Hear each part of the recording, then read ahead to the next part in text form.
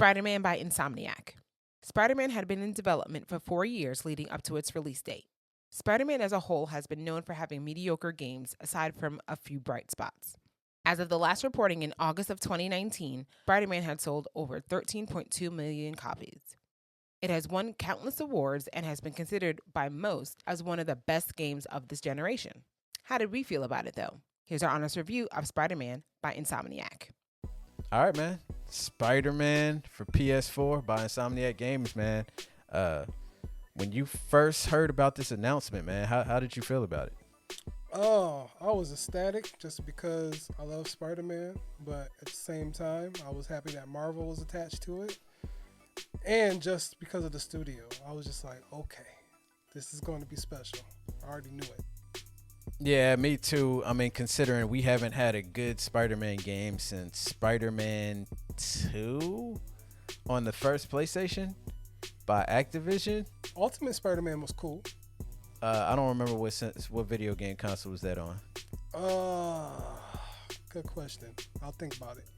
Yeah, but the last Spider-Man game I remember super enjoying was Spider-Man 2. So when I saw this game, I was just like, man, it looks like it's using the same system as the Arkham series, the Batman Arkham series. So this definitely should be good. PS2. Okay, PS2. I may have played that. I can't remember. I'd have to look at some footage of it. How did you feel about the box art when you saw it? Oh, I thought the box art was amazing. You know, I tend to favor Spider-Man a lot. He's one of my favorite heroes, so I don't really complain too much when I see a cover. But I thought it was pretty dope. I really love, like, especially if you got the Game of the Year edition. I wish I would have bought the box, but I just got when I bought the game, I got the digital version. But I love when the Game of the Year edition had the gold on it. So I was actually considered buying that just because I like it. But I thought it was dope. The use of red and everything in the background had a real dope gradient to it. So I love the cover. Yeah, I thought the cover was really nice. It showed off the new Spider-Man suit that Insomniac was able to make on their own. Yeah. It has like an epic pose, and it is fire.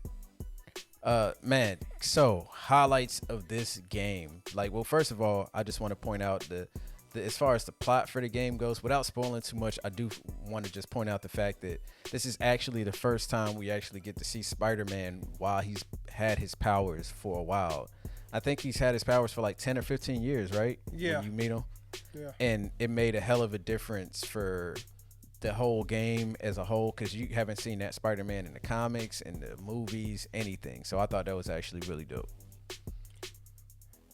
Yeah, man. I thought that, you know, just the fact that we get a seasoned, established Spider-Man was pretty dope because, you know, most games you go through the whole introductory period and all like that. And it's just like, I kind of felt like they took the whole approach like, yo, everybody know who Spider-Man is, so let's establish that. But I really do like how they established some of the lore of this Spider-Man in the backpacks throughout the city. So I thought that was really, really dope addition. So we kind of got that backstory, even though we got a seasoned Spider-Man. So I thought that was a neat trick. Yeah, highlights, man. The highlights of the game. First of all, I just want to say the swinging. That is one thing that is hard to explain to people, that it needs to be working correctly in order for you to enjoy the game. Yes. But the swinging feels so smooth. It makes it feel like you're actually swinging.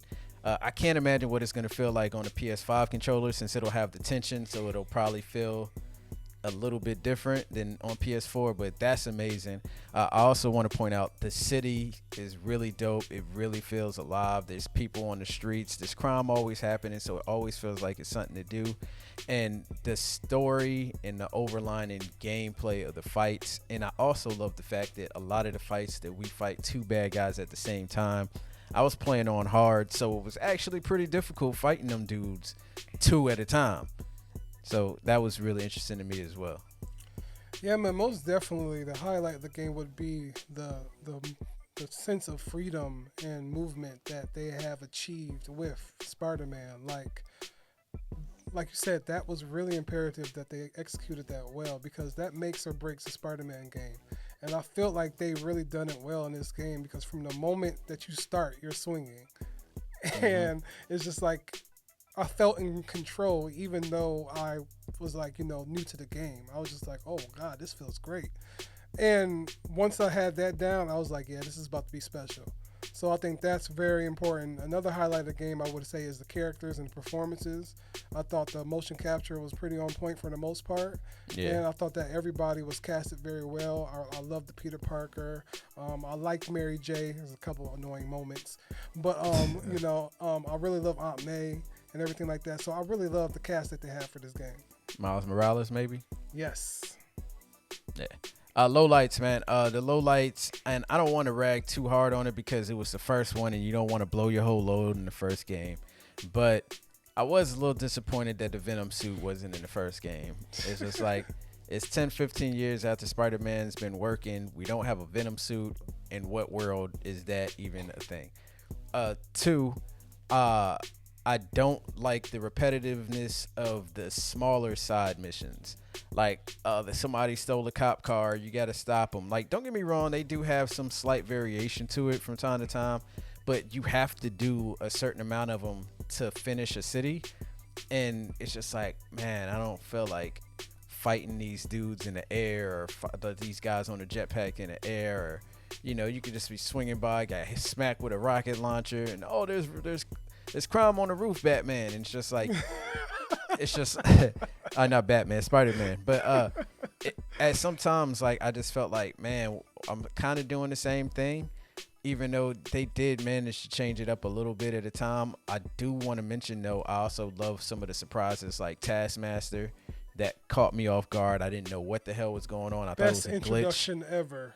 I thought it was a glitch. I was just like, what the hell just happened? Like, I was just about to swing off. I got snatched back down. Is the game okay? Then it was, Is the game okay? He's scorpioned your ass. Like, get over here. Next thing you know, it's like, But yeah, this game definitely had a few lowlights, but not a lot.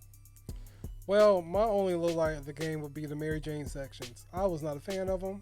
I thought they did add a different dimension to the game and stuff like that. But for the most part, I enjoyed Miles Morales sections more than hers. So I just really thought, like, she didn't need to have her own kind of... I mean, it made sense because, she's intertwined with Spider-Man. But at the same time, I just really could care less for her sections of the game. Yeah. So, man, final thoughts, man. This was one of the best games of this generation, for sure. I didn't expect it to be this good. I'm so excited for the sequel. Apparently, we're going to get the sequel next year, according to the rumors.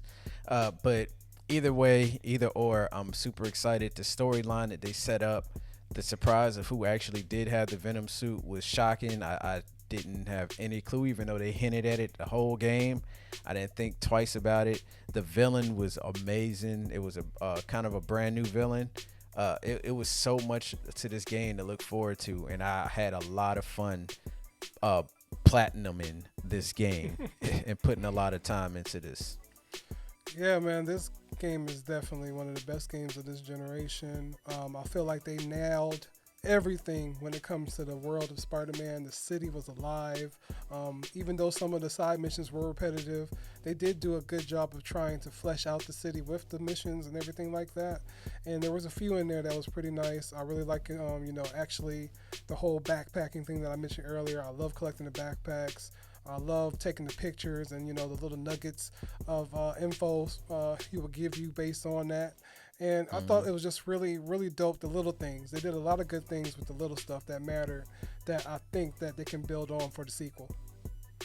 Yeah, man. By the way, you can't have the Black Panther embassy and, Doctor Strange's tower and Avengers Fantastic Tower. Four. Yeah, Avengers Tower and, the Fantastic Four buildings in the game too, I think. Right? They were just away. They weren't in the city. Yeah, they at were. the time. Everybody's away at the same damn time. Come on, this city's falling apart. Just joking. Final grade, man. Actually, man, I think we should give out number grades for these games, man. So on a scale of 1 to 10, man, I'm going to give Batman a 9. Spider-Man. I don't know why I keep calling it Batman. I'm gonna give Spider-Man a 9, man. This game is amazing. They knock it out of the park.